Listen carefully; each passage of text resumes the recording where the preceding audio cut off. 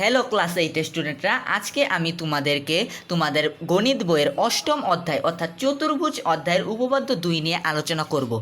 আশা করি এই ভিডিওটা সম্পূর্ণ দেখার মাধ্যমে তোমার এই উপপাদ্য 2 নিয়ে আর কোনো সমস্যাই থাকবে না। তাহলে শুরু করা যাক। তোমাদের উপপাদ্য 2টি হলো সামান্তরিকের বিপরীত বাহু কোণগুলো পরস্পর সমান এটি প্রমাণ করতে হবে।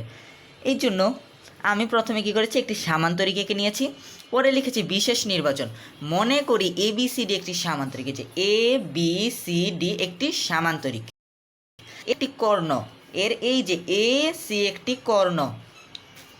প্রমাণ করতে হবে যে এ বি সমান সি ডি, এই যে এ বি সমান সি ডি, এবং এ ডি সমান বিসি, এ ডি সমান বিসি, এ ডি সমান বিসি, এবং কোণ বিএডি, বিএডি অর্থাৎ এই কোণ সমান বিসিডি, বিসিডি অর্থাৎ এই কোণ, এবং এই কোণ সমান প্রমাণ করতে হবে।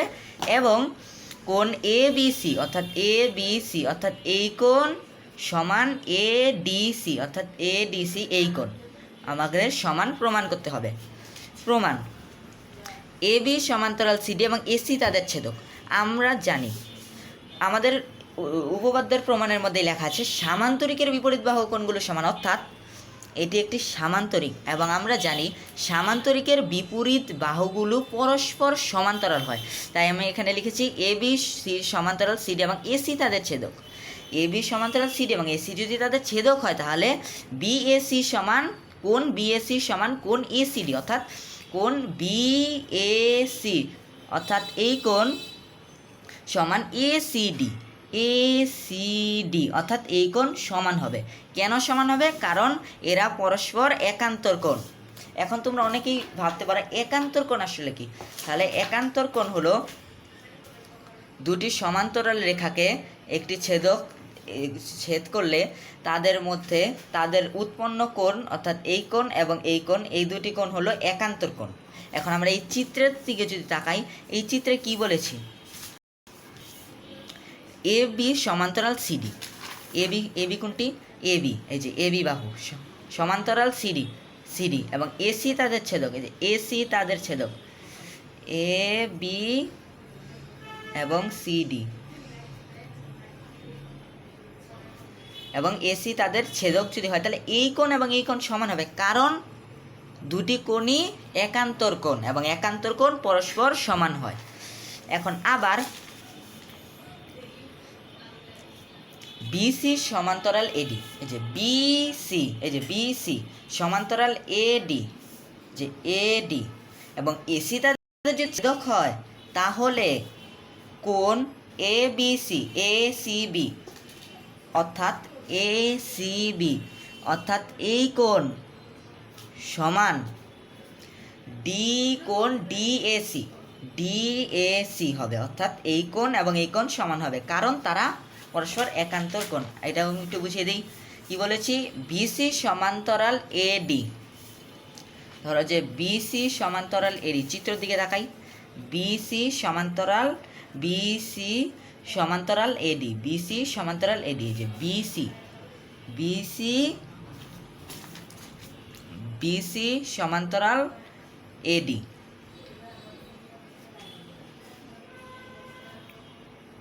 এবং এসি যদি তাদের ছেদক হয়, তাহলে এই কোণ এবং এই কোণ সমান হবে। যে কারণে এই যে এই কোণ এবং এই কোণ সমান হয়েছে, এই যে এই কোণ এবং এই কোণ সমান, কারণ তারা পরস্পর একান্তর কোণ। এই যে সমান, কারণ তারা একান্তর কোণ। এখন ত্রিভুজ এবিসি ও এডিসিএ, অর্থাৎ এবিসি এবং এডিসিএ, এই ত্রিভুজ এবং এই ত্রিভুজ, এই দুইটি ত্রিভুজের মধ্যে মিল কোন কোন জায়গায় আছে? আমরা কিন্তু প্রমাণ করেছি বিএসি অর্থাৎ এই কোণ সমান বিএসি অর্থাৎ এই কোণ সমান এসিডি অর্থাৎ এই কোণ। আমরা কিন্তু এই কোণ সমান এই কোণ প্রমাণ করেছি। আবার আমরা এই জায়গার মধ্যে প্রমাণ করেছি এসিবি অর্থাৎ এই কোণ সমান এ সি এ ডি, এই যে ডি সি এ, যে ডিএসি অর্থাৎ এই কোণ, এবং এই যে এগুলো লিখেছি, এই কোণগুলো আমরা প্রমাণ করেছি, এবং এসি সাধারণ বাহু। একবার লক্ষ্য করে দেখো তোমরা, এই ত্রিভুজ এবং এই ত্রিভুজের মধ্যে, দুইটি ত্রিভুজের মধ্যে এই এসি রেখাটি কিন্তু আছে, অর্থাৎ এসি হলো সাধারণ বাহু।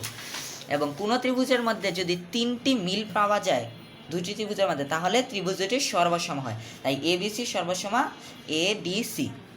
আমি এখানে কোন বাহু কোন উপপাদ্যের আলোকে প্রমাণ করেছি, অর্থাৎ কোনো ত্রিভুজের দুটি কোণ এবং একটি বাহু যদি অপর কোনো ত্রিভুজের দুটি কোণ এবং একটি বাহুর সমান হয়, তাহলে ত্রিভুজ দুটি সর্বসম হয়। অতএব সর্বসম অর্থাৎ এই ত্রিভুজ এবং এই ত্রিভুজ পরস্পর সমান। কারণ এই ত্রিভুজ আর এই ত্রিভুজ যদি পরস্পর সমান হয়, তাহলে এবি সমান সিডি হবে, এবং আবার এডি সমান বিসিও হবে।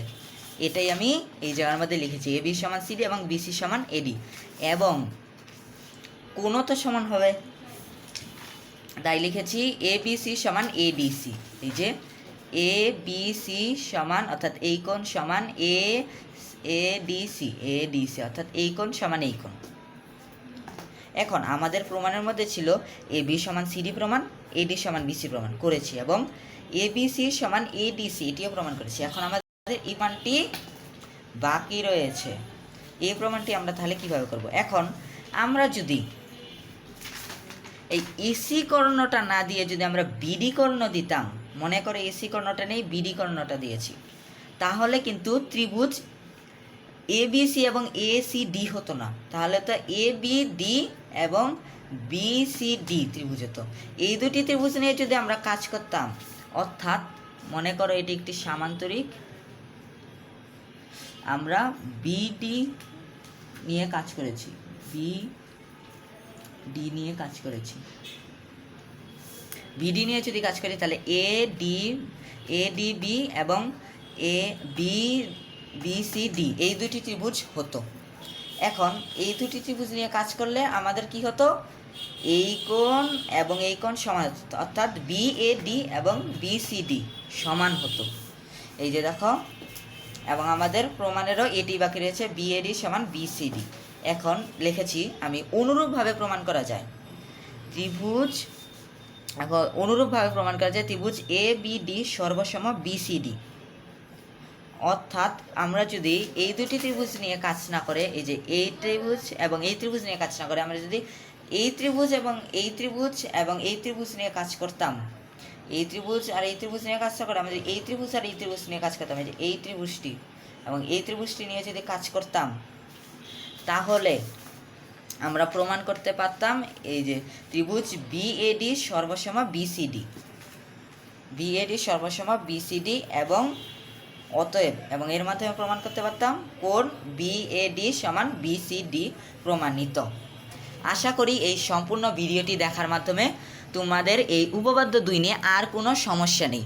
যদি তোমাদের এই উপপাদ্য 2 নিয়ে আর কোনো সমস্যা থেকে থাকে, বা এই অধ্যায়ের আর অন্য কোনো বিষয় নিয়ে যদি সমস্যা থেকে থাকে, তাহলে তোমরা অবশ্যই কমেন্ট সেকশনের মধ্যে তোমাদের সমস্যাটি লিখে দিবে, এবং আমার এই ভিডিওটিতে লাইক করে দিও, এবং আমার এই চ্যানেলের ভিডিও সবার আগে পাওয়ার জন্য চ্যানেলটিকে সাবস্ক্রাইব করে দিও, এবং এই চ্যানেলটি দেখার জন্য তোমাদের সবাইকেই ধন্যবাদ।